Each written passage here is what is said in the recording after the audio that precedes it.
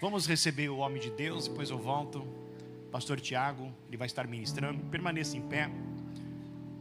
Pastor Tiago vai fazer a leitura da palavra. Quem está feliz pela presença do Pastor Tiago? Quem quer que ele fique aqui conosco? É filho desta casa. Ele falou que já está voltando logo, logo. Glória a Deus. Eu ia falar uma coisa esquecida, estou ficando velho mesmo.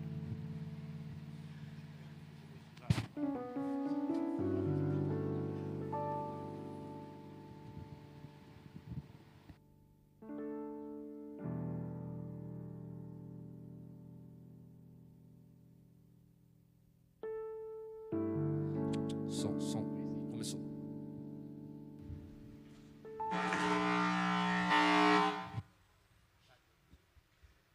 Som, glória a Deus. Agora sim, meus irmãos, recebam a paz do Senhor Jesus. Paz do Senhor Jesus. Glória a Deus. Quero aproveitar que os irmãos estão em pé.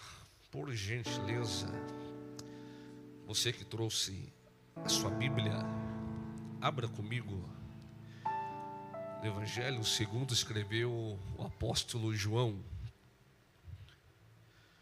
no seu capítulo de número 21.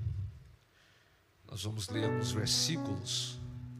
Enquanto você encontra o texto, eu quero agradecer a Deus mais uma vez por essa oportunidade que o Senhor nos dá de retornarmos a esta casa.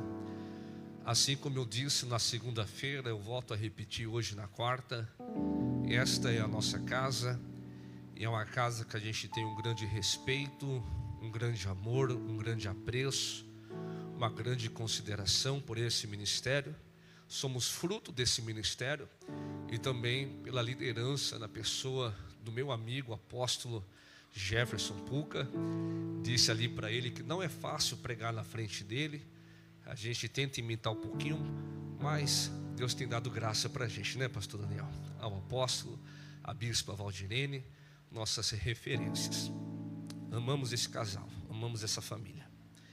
Trago um abraço da minha esposa. Ela não conseguiu vir porque está trabalhando, mas eu já mandei um link ali para ela. Está assistindo a gente ao vivo. Quantos recebem a paz? Amém.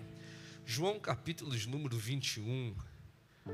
Vamos ler alguns versículos. Versículo 1 diz assim: depois disso manifestou-se Jesus outra vez aos discípulos junto ao mar de Tiberíades, e manifestou-se assim. Verso de número 3: disse-lhes Pedro: vou pescar. Disseram-lhe eles: também nós vamos contigo. Foram e subiram logo para o barco, e naquela noite nada apanharam. Verso 7: então aquele discípulo a quem Jesus amava disse a Pedro: é o Senhor. E quando Simão Pedro ouviu que era o Senhor, cingiu-se com uma túnica, porque estava nu, e lançou-se ao mar. E para encerrar o verso de número 15: e depois de terem jantado, disse Jesus a Simão Pedro: Simão, filho de Jonas, ama-me mais do que todos estes? E ele lhe respondeu: sim, Senhor, tu sabes que eu te amo. Disse-lhe: apacenta os meus cordeiros. Ainda em pé, feche seus olhos. Pai, nós te louvamos, nós te glorificamos, nós te agradecemos, meu Pai, por esse momento. Já ouvimos a tua voz, meu Pai, desde o início deste culto, porque temos uma certeza que o Senhor está nesta casa. Mas te pedimos agora uma vez mais, abre a porta da palavra sobre nós, abre o nosso coração, abre o nosso entendimento. Senhor, vivifica o nosso espírito e toca na nossa alma, para que a tua palavra penetre, Senhor, dentro de nós e venha transformar, Senhor, curar e restaurar. Pai, me coloca em tuas mãos como um instrumento e peço que sejas tu o tocador. Espírito Santo, fala através da minha boca, fala através da minha vida e esta igreja, e abra os nossos ouvidos uma vez mais para que possamos ouvir a tua palavra, em nome de Jesus, amém. Por gentileza, pode tomar o seu assento. Louva a Deus também pela vida do meu filho Gabriel. Gabriel veio hoje me acompanhando e eu louvo a Deus, é um parceiro, um amigo que o Senhor tem nos dado. Amados, eu pedi direção e oração a Deus para uma mensagem para nós ministrarmos nessa noite. E o Senhor tocou no meu coração, tocou na minha alma, falou ao meu espírito. E eu quero compartilhar com os irmãos algumas lições do texto que nós lemos, visto que hoje nós estamos em uma campanha de promessas. E eu quero pregar para homens e mulheres aqui nessa noite que tenha certeza que tem uma promessa de Deus na sua vida. E se você tem uma promessa, antes mesmo de entrarmos no texto, já quero liberar uma palavra, que aquele que prometeu, ele é fiel para cumprir todas as promessas. Então, antes de nós começarmos a pregar, me ajuda nesta noite. É a única vez que eu vou te pedir isso, mas diga para alguém, diga para uma pessoa que está próxima a ti: o Senhor que te fez promessas, Ele é fiel para cumprir. Você pode dizer glória a Deus por isso? Aleluia. Amados, antes de nós chegarmos em João capítulo 21, esse texto fala acerca da pessoa do amigo de Jesus. O amigo de Jesus aqui citado no texto é Pedro. É uma conversa de Jesus, o Filho de Deus, o Cordeiro de Deus, o enviado de Deus, a um de seus amigos particulares, a um de seus discípulos e a um dos seus apóstolos. Capítulo 21 do Evangelho segundo escreveu João, é um cumprimento de uma promessa que foi feita a este homem. Capítulo 21 do Evangelho de João é Jesus chegando para Pedro num particular e dizendo para ele que as promessas que foram feitas a eles no início do seu ministério ainda estavam em pé. Então, para que nós possamos entender a mensagem, a promessa e a confirmação do chamado de Jesus para a vida de Pedro em João 21, eu gostaria de trazer à memória nessa noite a história que começa pelo Evangelho de Lucas, capítulo de número 5. Lucas capítulo 5 vai dizer que Jesus está prestes a iniciar o seu ministério. Jesus, que é a maior promessa de Deus para as nossas vidas. E como diz Paulo ao texto aos Coríntios, capítulo 1, todas as promessas estão em Cristo e todas as promessas vêm de Cristo. A palavra de cumprimento para a promessa da nossa vida é oriunda de Jesus. Então de Jesus vem toda a promessa. A promessa de Jesus, nós podemos dizer que começou lá em Isaías capítulo 9, verso 6, quando o profeta messiânico já tinha anunciado que Jesus viria a este mundo. Mateus diz que ele nasceu, que ele cresceu, passou 30 anos se preparando para exercer um ministério de 3 anos e meio. Em Lucas capítulo 5, quando Jesus vai começar a iniciar esse ministério, o texto diz, o autor diz que Jesus está andando sobre a beira do lago de Genezaré.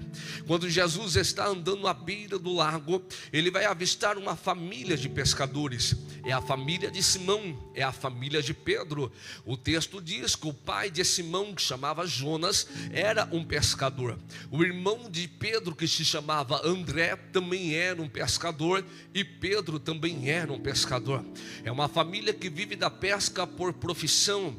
É uma família que conhece as artimanhas da pesca. Se perguntasse para a família de Jonas, para André e para Pedro, eles sabem a melhor hora de pescar, quando a água sobe, quando a maré desce, qual tipo de rede, qual tipo de isca, qual tipo de anzol, qual tipo de vara, porque é uma prática que eles exercem dia após dia. É algo que eles têm experiência. Quando Jesus se aproxima, ele vai ver o barco de Jonas, o barco de André, o barco de Pedro e alguns outros barcos que estão junto à margem do lago. Mas o texto diz que Jesus vai se aproximar.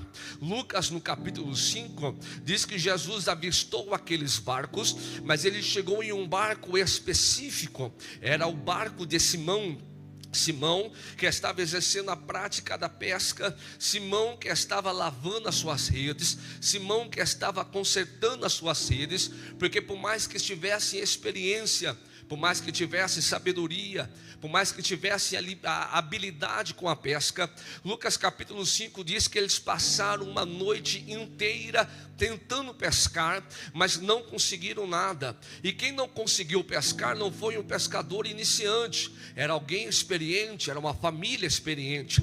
O texto diz que Jesus se aproxima e ele fala exatamente com Simão e pede para Simão seu barco emprestado, o mesmo barco em qual Simão não conseguiu pescar, o mesmo barco que era para ter voltado cheio e voltou vazio, o mesmo barco aonde era para ser o motivo da alegria daqueles pescadores naquela manhã, mas exatamente naquela manhã era uma manhã triste, era uma manhã frustrante por terem se decepcionado e se frustrado por não conseguirem pegar nada. Jesus se aproxima e pede emprestado o barco de Simão. Simão vai emprestar o barco para Jesus, segundo está escrito em Lucas capítulo 5. Jesus vai entrar no barco, vai se afastar um pouco da margem do lago de Genezaré e vai pregar. Nós não sabemos qual foi a mensagem que Jesus pregou, mas temos certeza que uma palavra foi lançada ali.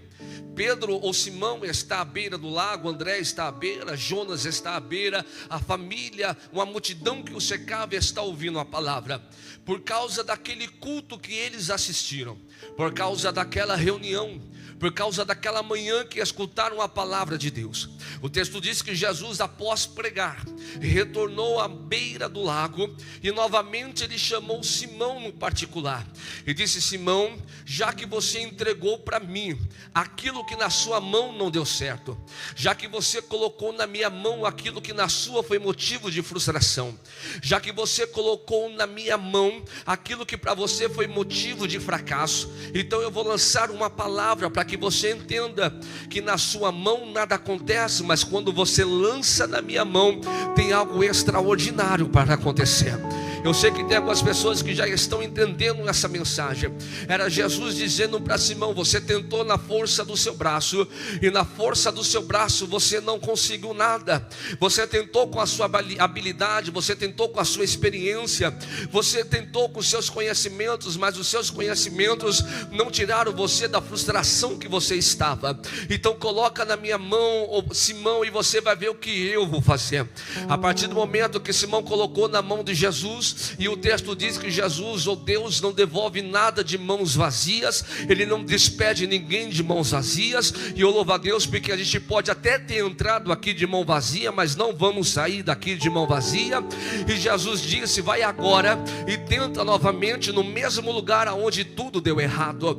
Jesus poderia dizer: não, vai lá que eu vou trazer algo novo para você, um lugar novo, um lago novo, um mar novo, uma área nova. Mas não, a mensagem de Jesus para Simão é: volta no mesmo lugar, porque no mesmo lugar aonde tudo deu errado, agora tem uma palavra para mostrar para você, para mostrar para tua casa, para mostrar para tua família, que enquanto algumas pessoas assistiram você voltando com o barco vazio, vão ter que ver você voltando com o barco cheio, porque tem uma palavra de Deus sobre a sua vida. É Deus dizendo: coloca na minha mão tudo aquilo que deu errado, porque é uma palavra de Deus para essa noite, é uma ordem de Deus para essa noite. Há um culto aqui, não é o mesmo culto da manhã, mas é um culto agora da noite. Mas deixa eu te dizer, a mesma pessoa que era Cristo, que estava naquela manhã, é o mesmo Cristo que está aqui nessa noite. O mesmo Jesus que estava naquela manhã é o mesmo Jesus que está aqui nessa noite e lançando uma palavra sobre a sua vida. Coloca na minha mão para começar a dar certo. Coloca na minha mão para ver se eu não vou transformar essa situação. Coloca na minha mão para você ver se eu não vou virar esse quadro. O que era motivo de choro para você, o que era motivo de angústia para você, o que era motivo de tristeza para você, é Deus dizendo: na minha mão eu vou reverter toda essa situação. Porque lembra do texto do salmista que diz: o choro pode ter durado uma noite, mas na mão de Cristo a alegria, ela vem pela manhã. Eu estou pregando para pessoas que entraram aqui talvez frustradas, porque passaram uma madrugada inteira, uma noite inteira, porque estão vindo de de 2022, 2023, 2024 e começaram 2025 dizendo: Pai, eu já estou cansado de lutar, eu já lancei a minha rede tantas vezes, eu já me esforcei, eu já consagrei, eu já busquei, eu já fiz de tudo que eu podia, eu já esgotei os meus recursos, eu já fui além do meu limite, mas parece que as coisas estão travadas, estão paralisadas, estão estagnadas no mesmo lugar. E quanto mais você tenta, parece que quanto mais você tenta, mais no mesmo lugar você fica. Parece que quanto mais você tenta avançar, mais retrocedendo você vai. Parece que quanto mais você tenta que as coisas melhorem ou que as coisas se encaixem, parece que há um emaranhado que está embaraçando tudo. Mas nesta quarta-feira profética tem uma palavra de Deus para a tua vida. Tudo aquilo que estava travado, já estou vendo algumas mãos levantadas, eu vou repetir, por causa da sua oração, por causa da tua fé, há uma palavra que é lançada nessa noite para te dizer: tudo que estava travado, tudo que estava paralisado, tudo que estava vazio, tudo que estava te angustiando, tudo que estava te entristecendo, tudo que estava retrocedendo, está caindo por terra nessa noite na autoridade do Espírito Santo. Porque a palavra de Deus, como diz o escritor aos Hebreus, é como uma espada afiada de dois gumes, e essa palavra vem para cortar toda a corrente, essa palavra vem para cortar todo o aguilhão, essa palavra vem para cortar todas as amarras. Então, em nome de Jesus, você que tem fé para receber, Jesus está dizendo: se prepara para começar a avançar, se prepara para começar a prosperar aonde tudo deu errado, se prepara para começar a crescer aonde estava estagnado. Eu estou pregando para pessoas que entraram aqui de um jeito, mas Deus está dizendo: há mais de 8.100 promessas na Bíblia para te dizer: vai crescer, vai prosperar, vai avançar, a porta vai abrir, Deus vai soprar o seu nome, Deus vai te honrar, Deus vai te levantar, Deus vai honrar a sua causa. Por quê? Porque a própria Bíblia diz isso em Isaías capítulo 61, versículo 7: em lugar da sua vergonha, em lugar da sua vergonha, a mesma pessoa que viu você voltar com o barco vazio vai ter que ver você voltar com o barco cheio, até transbordando. Por quê? Porque em lugar da sua vergonha, Deus já preparou dupla honra para você. Quem acredita, mão levantada, boca aberta, e glória para Jesus.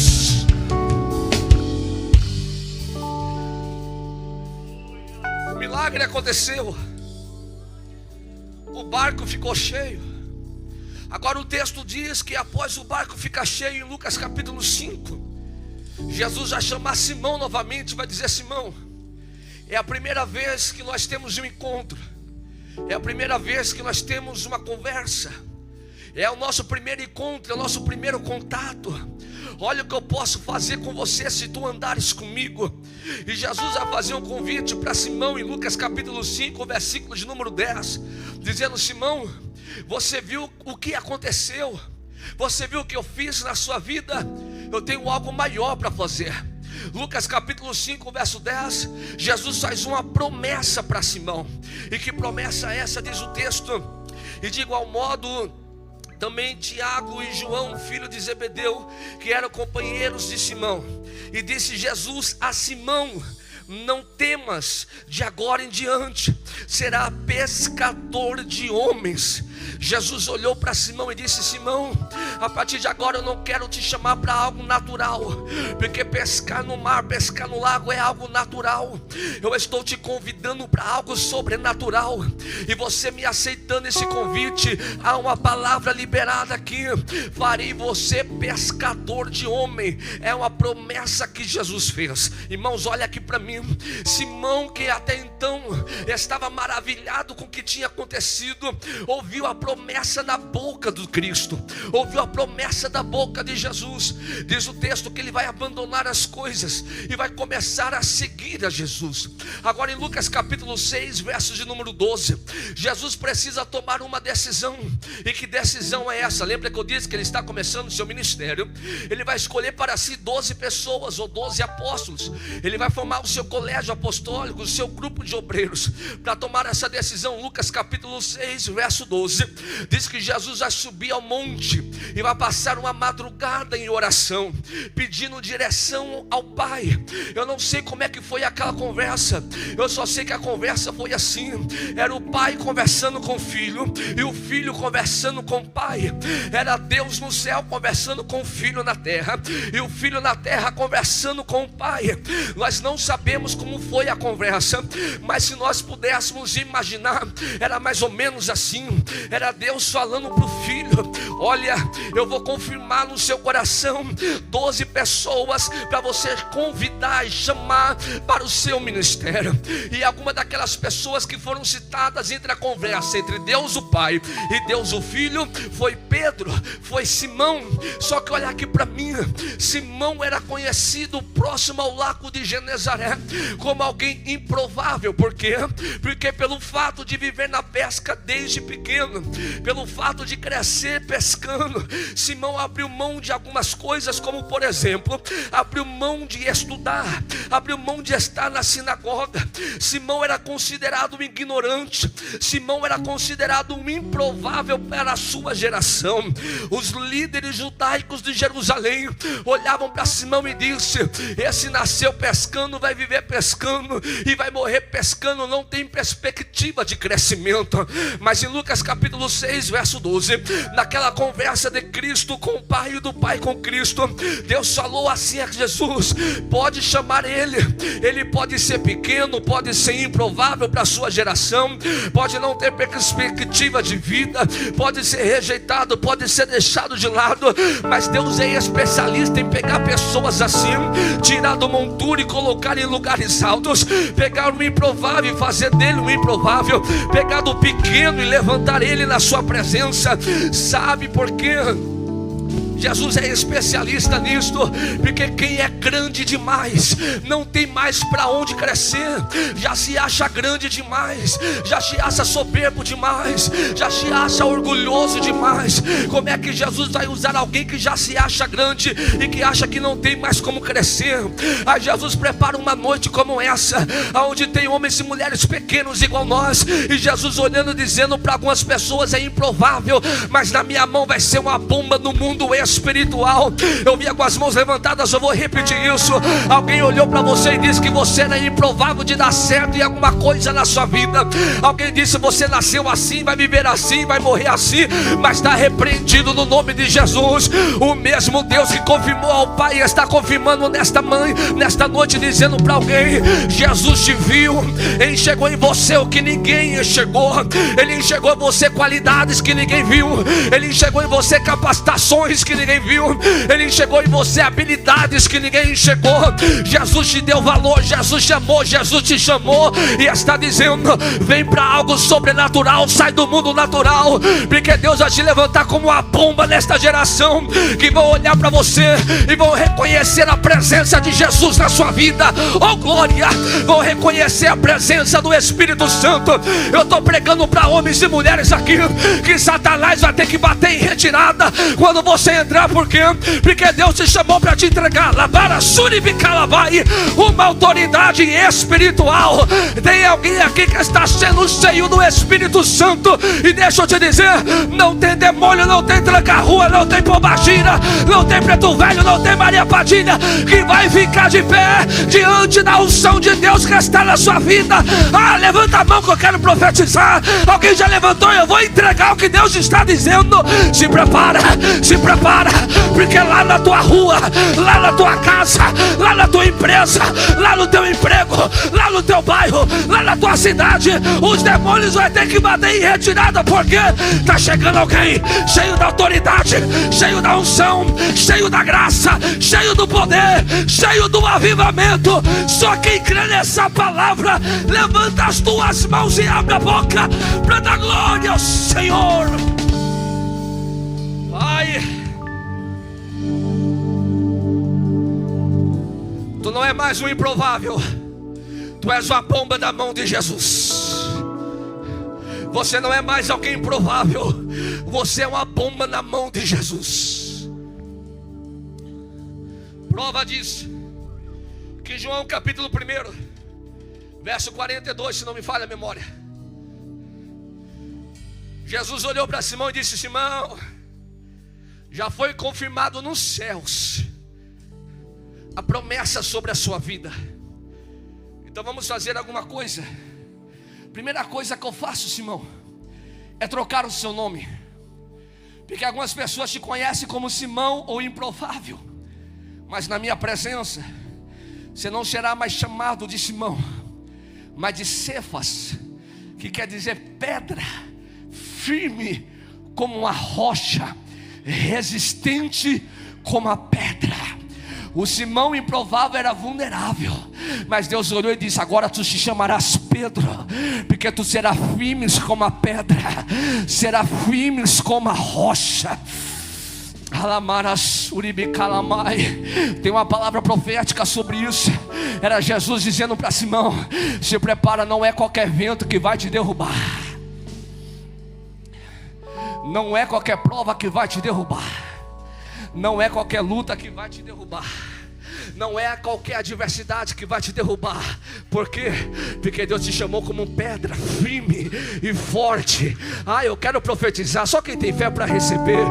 Eu preguei aqui na segunda-feira sobre os ventos que vêm de Deus, mas tem vento que é tempestade na vida de alguém. Deixa eu dizer, o vento da tempestade pode até soprar, mas o teu alicerce é firme como uma rocha, é firme como uma pedra. Deixa eu entregar para alguém: a doença não vai te fazer cair, a enfermidade não vai te fazer cair, o desemprego não vai te fazer cair, a adversidade não vai te fazer cair, a perseguição não vai te fazer cair. Deus está te estruturando.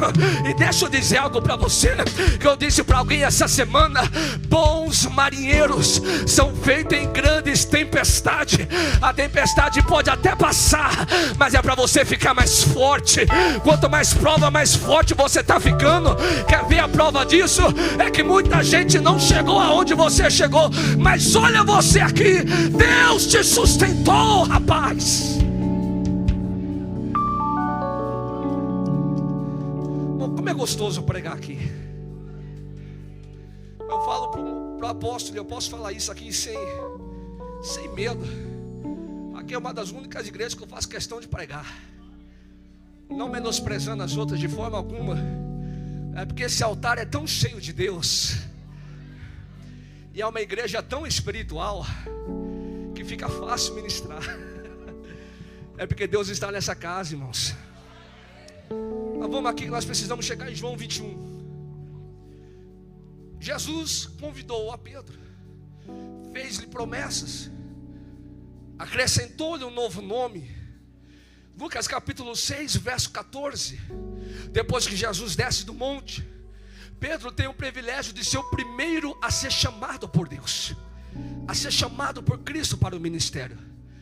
É aqui que a coisa começa a melhorar. Pedro vai se tornar amigo íntimo de Cristo. Toda vez que Jesus queria ter um particular, o seu colégio tinha 12, mas ele chamava apenas 3 para o seu particular. Lembra dos 3? Pedro, Tiago e João. Quando Jesus queria se retirar no monte, Pedro, Tiago e João, os dois eram tão amigos que até a casa de Pedro Jesus frequentava. Lembra que Jesus foi visitar a casa dele e curou a sua sogra? Pedro era alguém que vivenciou coisas que algumas pessoas não vivenciaram. Jesus tinha 12, mas você é inteligente. Quem foi o único discípulo que andou sobre as águas? Pedro. Alguém vai dizer: ele afundou. Então me mostra outro que andou e não afundou. Pedro foi o único que foi andando em direção até Jesus, sobre as águas. E quando o vento bateu e ele achou que ele ia afundar, a Bíblia diz que Jesus só estendeu as mãos. Significa que Pedro estava perto de Jesus. Jesus o levantou, e tem gente que pensa que Jesus voltou para o barco carregando Pedro no colo. Não, ele foi andando sobre as águas e voltou andando sobre as águas. Você quer ver o que é algo especial para quem tem promessa? Tinha 12 no barco. Quando Pedro estava afundando, e mostra na Bíblia os 11 pulando na água para salvar Pedro. Nenhum dos 11 vão pular na água para salvar Pedro, porque às vezes quem tem promessa vai ter que caminhar sozinho. Você pode ser sozinho de amigos, pode ser sozinho de família, pode ser sozinho de companhia, Mas tem um Cristo com o braço estendido dizendo: enquanto o 11 não pula na água para te ajudar, a minha mão está estendida para você, para te levantar. Pedro vive outras experiências. Lembra no Monte da Transfiguração? Jesus está orando, aparece a figura de Elias e a figura de Moisés. Não é Pedro que chega e fala com Cristo? Olha a ousadia, olha a audácia, a coragem de Pedro. Chega para Cristo e fala: Jesus, quer que eu construa uma tenda para ti, outra para Elias e outra para Moisés? Então Pedro não é qualquer pessoa, não é alguém normal, não é alguém natural, é alguém que foi chamado e recebeu promessa. O tempo é reduzido, mas se você ler o Evangelho segundo escreveu Lucas, se você ler as cartas de Pedro, e principalmente o Evangelho segundo escreveu João, você vai ver que Pedro, ele presencia muitos milagres de Jesus. Pedro vê Jesus ressuscitar o filho da viúva de Naim, em Lucas capítulo 7. Pedro vê Jesus ressuscitar a filha de Jairo, em Marcos capítulo 5. Pedro vê Jesus ressuscitar a Lázaro, em João capítulo 11. Pedro vê Jesus salvar praticamente uma cidade inteira, em João capítulo 4. Pedro vê Jesus curando, Pedro vê Jesus libertando, Pedro vê Jesus salvando, Pedro vê Jesus expulsando os demônios. Mas deixa eu te dizer, tem um texto em Malaquias capítulo 3, verso 6, que diz que Deus, ele não muda, ele é o mesmo. O mesmo Jesus que Pedro viu operando é o mesmo Jesus que está aqui salvando, curando, libertando e expulsando os demônios. Porém algo extraordinário vai acontecer, e é aqui que eu queria chegar. Pedro vai viver com Cristo. Aonde Cristo está, Pedro vai estar, até o capítulo de número 21. Porque no capítulo 21, irmãos, deixa eu correr, Jesus vai subir ao monte mais uma vez, e vai chamar os seus discípulos e vai dizer: vamos ao monte que eu preciso orar. Sobe os 12. Jesus deixa alguns reservados ali, chama Pedro, Tiago e João: vamos mais adiante que eu preciso orar. Pedro, Tiago e João sobem ao monte para orar com Cristo. Cristo deixa eles ali e se retira para orar. Nessa vez que Jesus se retira para orar, é onde ele fala com o Senhor: Pai, se possível for, afasta de mim esse cálice. É quando Jesus, as suas gotas de sangue, ele está prestes a começar o processo do Calvário, a angústia da cruz, a angústia da crucificação. Quando Jesus ora e o Pai fala com ele, ele volta e encontra os discípulos fazendo o quê? Dormindo. Jesus vai acordar: Pedro, Tiago, João, acorda. Não é hora de dormir, é hora de orar. Se prepara, porque a hora está chegando. Aí Jesus se afasta de novo. Nessa que Jesus se afasta, ele recebe uma visita. Quem é que visita Jesus nessa segunda vez que ele se afasta? Satanás se apresenta para Jesus e vai falar com o Filho de Deus. Só que nessa conversa do diabo com Cristo, o diabo vai dizer assim: tenho observado a ti, tenho observado os seus, e dos seus eu quero apenas um, eu quero Pedro. Lucas 21 diz que Satanás pede a Jesus para andar com Pedro, para se andar com Pedro, para tentar a Pedro. E Jesus não deixa Satanás andar com Pedro. Jesus pede e manda o diabo se retirar e volta aos discípulos. Olha aqui para mim. Quando Jesus volta aos discípulos, ele fala: acorda, Pedro, preciso conversar contigo. Aí Jesus vai conversar com Pedro e vai dizer assim: sabe quem acabou de vir aqui? Foi Satanás. Ele acabou de vir aqui e me pediu para andar contigo, e eu não deixei Satanás andar contigo. Pedro: Senhor, a mim sim, eu não deixei. E sabe por que eu não deixei Satanás andar contigo? Lucas capítulo 21, versos de número 31. Jesus falou para Pedro: eu não deixei ele andar com você, porque você ainda não é convertido, porque você ainda não é crente, porque você ainda não está transformado. Agora segura aqui que vem a beleza da promessa. Pedro frequentava culto, Pedro assistia a palavra, Pedro orava com Cristo, comia com Cristo, estava com Cristo, andava com Cristo, mas ainda não era. Deixa eu te dizer uma coisa: Frequentar a igreja não te faz convertido. Frequentar culto não te faz crente. Vir em todos os cultos não te faz homem e mulher de Deus. Tem gente que frequenta culto, tem gente que vem para a igreja, tem gente que escuta louvor, tem gente que escuta a palavra, mas quando sai lá fora ainda não é convertido. Foi isso que John Stott disse. John Stott diz assim: você pode morar na igreja, viver na igreja, dormir na igreja, vivenciar a igreja de segunda a segunda e dormir aqui dentro e acordar no inferno, porque a rotina muda apenas a sua religião, a religião muda apenas a sua rotina, mas só Cristo é que pode mudar o seu caráter. E a proposta de Cristo não é mudar apenas a sua rotina, mas é transformar o nosso caráter. Era Deus dizendo para Pedro: Pedro, você anda comigo, mas você ainda não está pronto. Você anda comigo, mas você ainda não é crente. Tu precisa passar pelo processo da transformação. E prova é que você não está crente é que daqui a algumas horas você vai me negar, é que daqui a alguns dias você vai me negar. E Pedro vai dizer: não, Senhor, eu não vou. E Jesus disse: vai, porque ainda tu não está preparado, tu ainda não é crente. Quando a gente entra em Lucas capítulo 22, a partir do verso 54, quando eles prendem a Jesus, o texto diz que Pedro começa a seguir a Jesus de longe. E tem muita gente assim, irmãos. Eu sei que é culto de promessa, mas entenda isso: tem muita gente fazendo a mesma coisa que Pedro estava fazendo, cometendo o mesmo erro. E que erro era? É que enquanto Jesus está curando, libertando, salvando, enquanto Jesus está fazendo, ele está aqui: eu sou crente, eu sou homem, eu sou mulher, eu sou alguém convertido. Mas quando Jesus olhou e disse: não posso mais fazer e não quero mais fazer, ele começa a seguir a Jesus de longe. Essa geração é uma geração que muito está corrompida, de gente que vem apenas pelo que Jesus pode fazer, e de gente que vem por aquilo que Jesus já fez. Tem gente que enquanto Jesus faz, segue ele de perto, mas quando ele para de fazer, ele se desvia, sai da igreja, abandona o evangelho, porque nunca foi crente de verdade.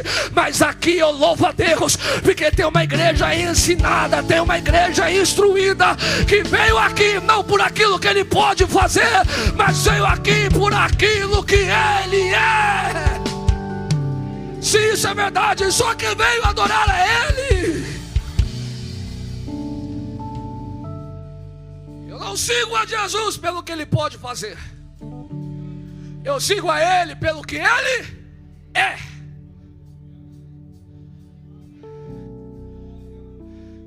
É fácil seguir Jesus de perto. O problema é que se Jesus não quiser curar, tu fica crente ou você se desvia? Se Jesus não quiser abrir a porta, tu fica crente ou se desvia? Se Jesus olhar para nós nessa noite e dizer: hoje eu não quero fazer, você continua firme ou você se desvia? É difícil de dar glória, fica tranquilo, entenda. Pedro está negando Jesus de longe, dizendo: eu nem o conheço. Só que aqui que vem o milagre da misericórdia, vem o milagre da graça. Enquanto Pedro está negando a Jesus, irmãos, esse texto aqui a gente chora quando lê ele. Lê na sua casa Lucas 22. Quando Pedro nega Jesus dizendo: não o conheço, o texto diz que Jesus, que estava sofrendo, ele olha para Pedro, e o olhar de Jesus cruzou com o olhar de Pedro. E quando Pedro olhou aquele olhar, o texto diz, no verso de número 61 e 62, que Pedro vai chorar amargamente. Por que que Pedro chorou? O olhar de Jesus aqui não é condenando Pedro. O olhar de Jesus aqui não é crucificando a Pedro. Quem foi que escolheu Pedro lá em Lucas capítulo 5? Foi Jesus. Deixa eu perguntar uma coisa para você: Jesus erra na sua decisão? Jesus errou quando escolheu Pedro? Jesus errou quando começou com o pai, e o pai revelou: pode chamar Pedro. Será que Jesus errou a decisão? Então Jesus sabia que Pedro ia falhar? Jesus não sabia que Pedro ia errar?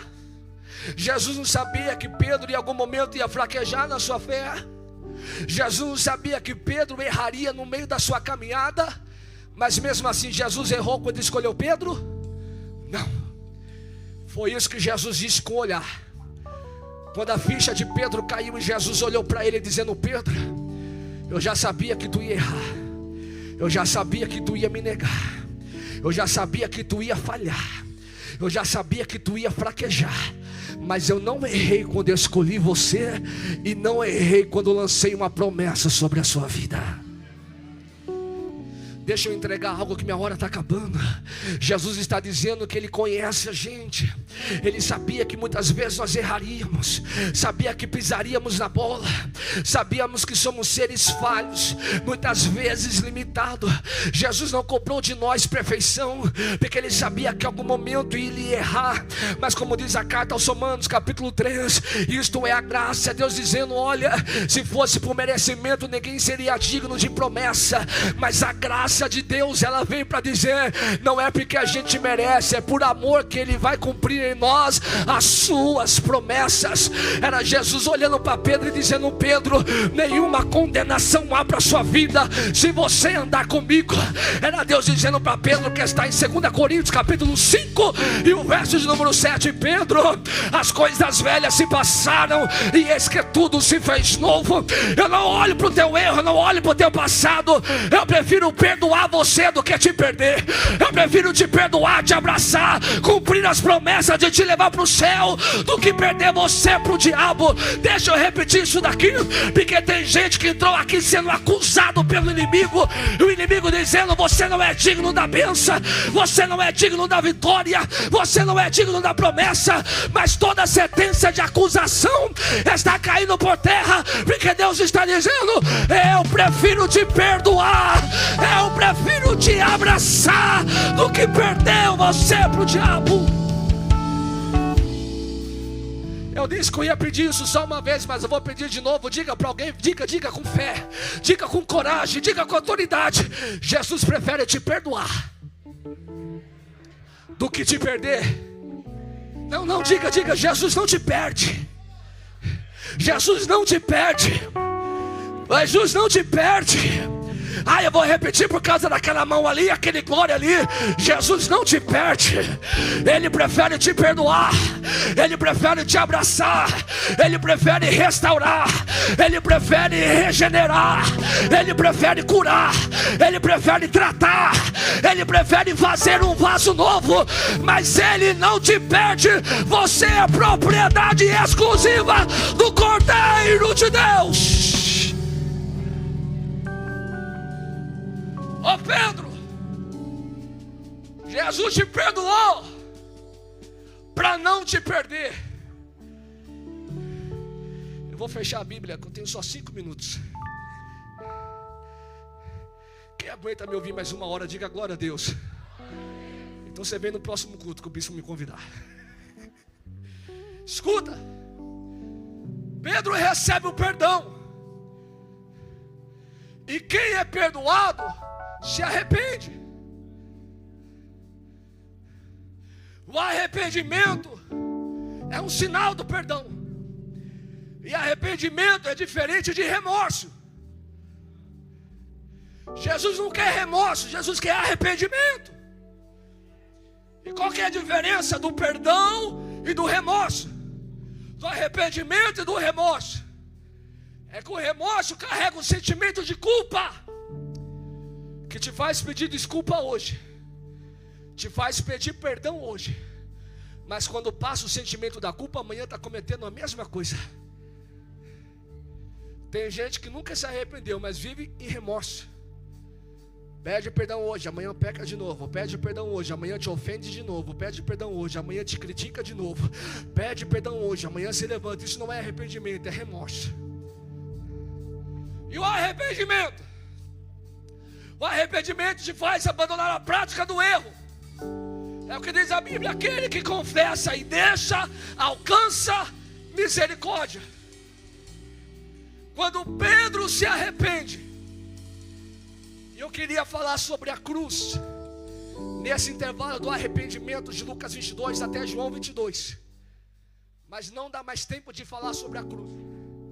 Mas te faço convite, sexta-feira. Que hora que vai ser o culto na sexta? 9 horas da manhã. Você vai ouvir o milagre da cruz. Porque não foi coelho da Páscoa que salvou Pedro não, viu? E nem chocolate. Foi Jesus e o sangue do Cordeiro. Quem acredita nessa palavra? Foi o sangue de Jesus que te salvou. Foi o sangue de Jesus que te perdoou. É pelo nome de Jesus que você vai vencer. Então eu estou tendo uma visão. Se você tem certeza que é o sangue de Jesus que te salvou, então sexta-feira você vai trazer aquele chocolate e vai colocar tudo aqui no pé do altar. E depois eu vou dividir com o apóstolo e a bispa. Irmãos, Pedro se arrepende, alcança perdão. Quando ele alcança perdão, Jesus morre, ressuscita. João 20 diz que Maria, Salomé, Joana e Maria, mãe de Jesus, vão ao sepulcro, o sepulcro está vazio. Elas voltam em João 20, avisa Pedro e João. Pedro e João vão ao sepulcro, não vê Jesus, não vê anjo, não vê nada. Aí eles voltam e avisam para elas: ó, nós vamos lá e não tem ninguém lá. Aí essas mesmas mulheres voltam ao sepulcro. Aí a narrativa é de Marcos 16. Marcos 16 diz assim: e quando elas voltaram pela segunda vez ao sepulcro, tinha em cima do túmulo um anjo, vestido de branco, na aparência de um jovem, que falou para aquelas mulheres: porque procura entre os mortos aquele que está vivo. Jesus não está mais aqui, ele ressuscitou. É muita gente para pouco glória. O anjo disse: ele não está mais aqui, ele ressuscitou. A notícia da ressurreição foi dada quando elas estão indo embora. O anjo disse: epa, pera aí, avisa todo mundo que ele ressuscitou, mas primeiro avisa a Pedro. O anjo mandou avisar a Pedro que Jesus estava vivo. Imagina a cena: as mulheres chegando, Maria Madalena, Maria mãe de Jesus, Joana, Salomé, dizendo: Pedro, tinha um anjo lá. O anjo disse que Jesus ressuscitou. E o anjo mandou avisar você que ele está vindo a seu encontro. Imagina Pedro recebendo essa notícia: ele me perdoou, então ele está vindo ao meu encontro. A pergunta é, e eu acabo aqui: aonde Jesus vai encontrar Pedro? Foi a mesma pergunta que os discípulos fizeram para Pedro, o pastor Daniel. Ó Pedro, Jesus falou para você que vai vir te encontrar. Onde ele vai te encontrar? Ele não avisou aonde vinha, ele só avisou que vinha te Aí os discípulos pressionando a Pedro, e Pedro dizendo: onde é que Jesus vai vir? Onde é que ele vai estar? Aí Pedro tem uma inspiração e uma revelação simples. Olha aqui para mim, encerrei. Quando Jesus curou, não foi ele que veio ao meu encontro, fui eu que fui ao encontro. Quando Jesus ressuscitou, não foi ele que veio ao meu encontro, fui eu que fui ao encontro. Quando Jesus libertou, não foi ele que veio ao meu encontro, fui eu que fui ao encontro. Então toda vez que Jesus curou, salvou, libertou, ressuscitou, fui eu que fui ao encontro. Só tem um lugar que Jesus veio ao meu encontro. Foi no mesmo lugar que ele me achou. A promessa começa em Lucas capítulo 5, com Pedro em cima do barco, pés. Agora, depois da ressurreição, o cumprimento da promessa começa com Jesus aparecendo aos seus discípulos. E os discípulos estavam onde? Dentro do... Era Pedro dizendo: quando eu preciso ir ao encontro dele, eu sei onde ele está. Mas quando eu quero que ele venha ao meu encontro, é só eu vir para a igreja apostólica sem parede. Porque foi o lugar aonde ele me achou. Foi o lugar aonde ele me encontrou. Foi o lugar aonde ele veio. E a Bíblia diz em João 22 que os discípulos foram para o barco. E enquanto eles estão no barco, alguém está dizendo: aí Pedro, cadê Jesus? Cadê Jesus? Ele não vai aparecer, ele não vai vir. E Pedro dizendo: calma, foi o mesmo lugar que ele me achou da primeira vez, é o mesmo lugar que ele vai me achar de novo. Aí a Bíblia diz que eles estão lá. Joga a rede, não pesca nada. Joga a rede, não pesca nada. Joga a rede, não pesca nada. Mas de repente, quando João, o apóstolo do amor, levantou os olhos, ele viu na beira do lago alguém que era a aparência do próprio Filho de Deus. E João vai cutucar Pedro e vai dizer: Pedro, você tinha razão, ele veio, olha quem está lá, o mesmo que fez promessa. Olha quem está lá, o mesmo que te chamou, o mesmo que te levantou, o mesmo que te ungiu, o mesmo é Jesus que veio ao seu encontro, Pedro. Escuta, quando Pedro recebe a notícia, o texto diz que ele fica tão alegre que geralmente quem vai nadar tira a roupa para pular na água, assim? Pedro ficou tão alegre que em vez de ele tirar, ele colocou a roupa, pulou na água e disse: vocês estão remando muito devagar, eu vou nadando que eu chego mais rápido. E quando Pedro chegou na água, Jesus olhou para ele e disse: eu vim por tua causa, por causa da promessa eu vim. E a promessa começa a se cumprir, porque na primeira vez eu te chamei para ser pescador de... Mas já que você se arrependeu, já que você veio para o lugar do encontro, já que você entregou tudo que você tinha na minha mão, eu não te chamo mais para ser pescador de homens, eu te chamo para ser pastor de ovelhas. Acabei, estenda sua mão. A mesma coisa que Jesus fez com Pedro. Pedro, no meu chaveiro tem 3 chaves. Dessas 3 chaves eu coloco uma nelas nas suas mãos. A primeira chave é a chave da morte, essa fica comigo, eu não te dou. A segunda chave é a chave do inferno, essa fica no meu chaveiro, eu não te dou. Mas olha aqui, Pedro, Mateus 16:33.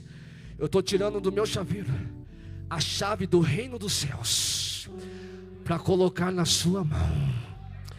E tudo que você ligar na terra será ligado no céu. Quem tem promessa aqui? Jesus está colocando uma chave na sua mão agora. Jesus está colocando a chave na sua mão.